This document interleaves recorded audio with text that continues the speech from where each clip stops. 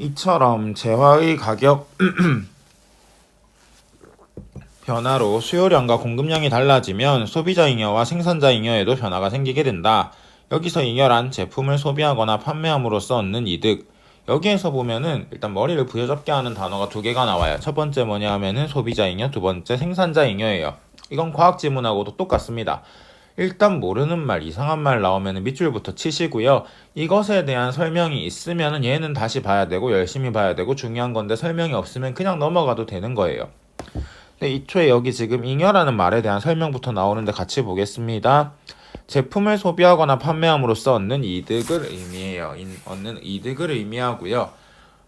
사실 보통 잉여라는 말을 잉여인간 뭐 이런 표현도 쓰는데 되게 남아있는 거, 쓸데없는 것 정도로 많이 쓰거든요. 부정적인 뉘앙스로 많이 쓰는데 여기에서는 잉여라는 말을 이득이라는 말로 써도 될 것 같다는 생각이 듭니다. 보시면 될 것 같고요.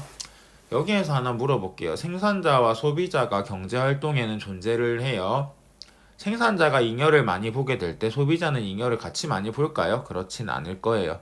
해서 돈은 어떻게 보면 항상 그대로 있거든요. 그러니까 누가 많이 가져가면 누가 적게 가져가게 되고 그런 거니까 생산자한테 유리하면 소비자한테 불리하고 소비자한테 유리하면은 생산자한테 불리하고 그럴 거예요. 한번 읽어볼게요. 소비자 잉여는 소비자가 어떤 재화를 구입할 때 지불할 용의가 있는 가격과 실제 지불한 가격의 차이. 생산자 잉여는 생산자가 어떤 재화를 판매할 때 실제 판매한 가격과 판매할 용의가 있는 가격의 차이라고 하네요. 그냥 뒤집은 거네요, 서로. 그래서 그림에서 수요 곡선의 실제 재화의 가격 차이에 해당하는 가는 소비자 잉여를 실제 재화의 가격과 공급 곡선의 차이에 해당하는 나는 생산자 잉여를 나타낸다. 그래프 한번 가서 봅시다. 이게 뭐예요? 가고요. 이게 뭐예요? 나예요. 이게 소비자 잉여, 얘가 생산자 잉여인데 이 부분이 뭐라는 거예요? 가가 지불할 용의가 있는 가격과 실제 지불한 가격의 차이이고요. 이게 뭐예요?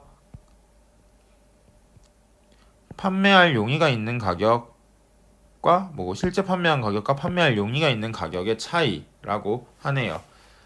여러분들 한번 볼 건데요. 여기 한번 보세요. 수요 곡선과 실제 재화의 가격 차이에 해당하는 가는 소비자 잉여를 실제 재화의 가격과 공급 곡선의 차이에 해당하는 나는 생산자 잉여를 나타낸다라고 얘기했으면 이렇게도 얘기할 수 있어요. 보세요. 나는 실제 판매한 가격과 판매할 용의가 있는 가격의 차이이고요. 가는요. 지불할 용의가 있는 가격과 실제 지불한 가격의 차이예요. 그렇게 보시면 될 거고요. 여기 한번 보세요. 가격이 P0에서 P1으로 올라가면 소비자 잉여는 줄어들고 생산자 잉여는 늘어나는 반면 아까 전에 얘기했습니다. 하나는 늘면 하나는 줄어요. 반면 이것도 체크해야 되는데 반면 재화의 가격이 P2로 내려가면 소비자 잉여는 늘어나고 생산자 잉여는 줄어들게 된다. 이런 것들 여러분들 일단 확인을 해 놓으세요. 왜냐하면은 이게 다음 단락에서 또 나올 것이기 때문에 그래요. 자, 이를 바탕으로 관세가 국내 경기에 미치는 영향을 알아보겠습니다. 수입 전에 형성된 이제 여기서부터는 되게 구체적인 사례를 들 거예요. 구체적이라고 해봤자 이제 숫자가 들어간다는 거지.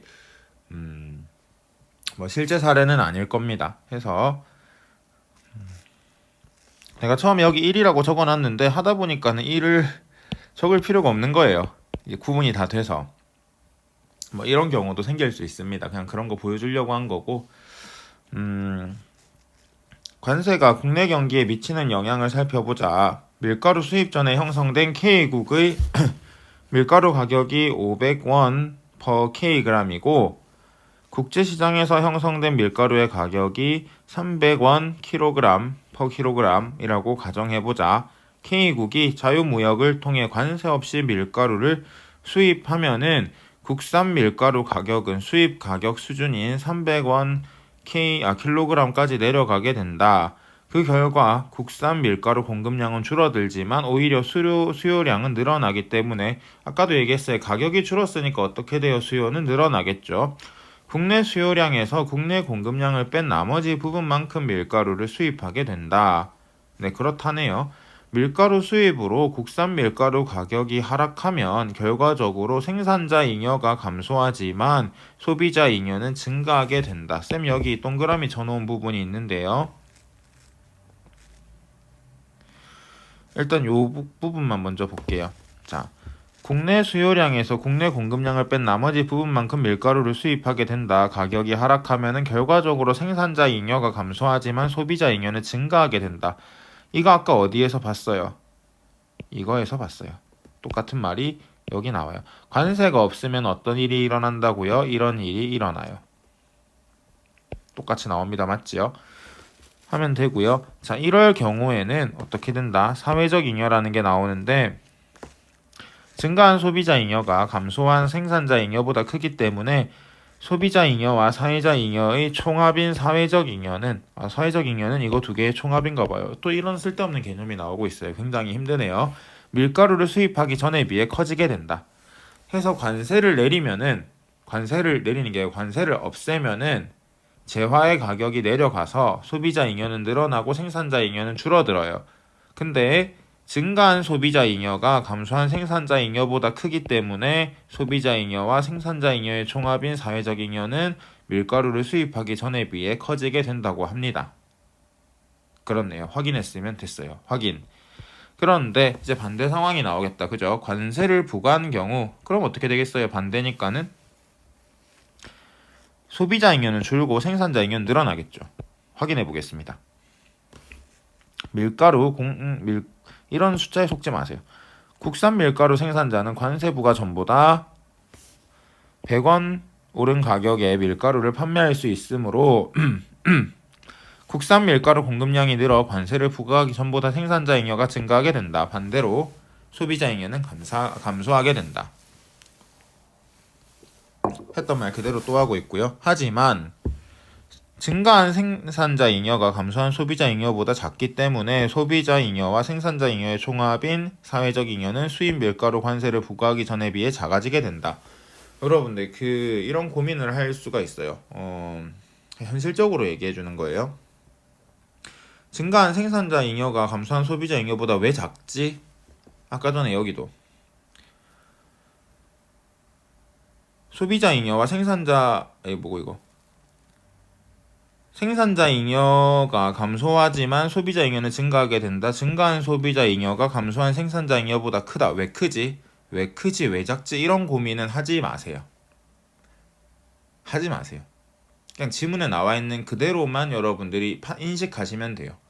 왜냐하면은 이걸 고민하기 시작하면 또 뒤져야 되고 또 힘들고 또 괴로워지거든요. 우리 괴로움은 빨리 끝내는 게 좋습니다. 그래서 이러니까는 이렇게 되는구나 정도만 여러분들이 확인을 했으면 좋겠어요. 그렇습니다. 내가 해주고 싶었던 제일 중요한 말은 이거예요. 읽다 보면은 의문이 들 때가 있어요.